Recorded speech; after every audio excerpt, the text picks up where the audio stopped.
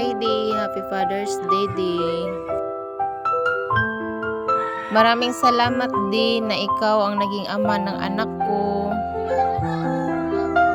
Maraming salamat sa pagiging maalaga at mapagmahal mo sa amin, Di. Yung tipo ng ama na inuuna yung mga anak, inuuna kami palagi kahit wala ka.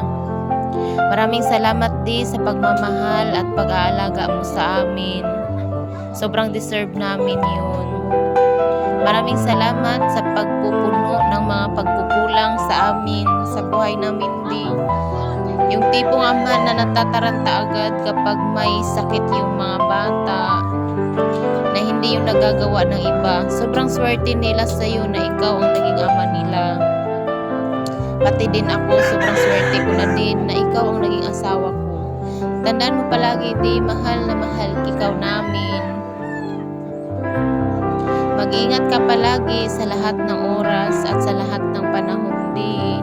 Kasi ikaw lang ang nasa buhay namin. Ipanalangin ko sa lahat ng panahon na sana ilayo ka sa disgrasya at kapahamakan. Sana laging bigyan ka ng malusog na pangangatawan, Di. Dahil kung wala ka, paano na kami? Ikaw ang haligi at ilaw ng tahanan namin. Kung wala ka, wala ding liwanag ang buhay namin, Di. Kaya sana mag-ingat ka palagi. I love you so much, Di. Lagi kang mag-iingat sa lahat ng bagay at sa lahat ng oras. Sana malagpasan lang natin lahat ng mga pagsubok na dumating sa buhay natin. Tandaan mo, mahal na mahal ka namin ng sobra, Di. Ikaw yung superhero namin ni Daddy. Iwasan mo na ding magmura at mag-high blood palagi kasi alam mo na dapat nakasinter si God palagi sa buhay natin para laging matutupad mga pangarap natin, Di. Walang imposible basta nandyan sa buhay natin si God at siya lagi ang naggagabay sa atin. Pangako ko sa iyo, aalagaan din kita kagaya ng pag-aalaga mo sa amin. Mamahalin din kita gaya ng pagmamahal mo sa amin.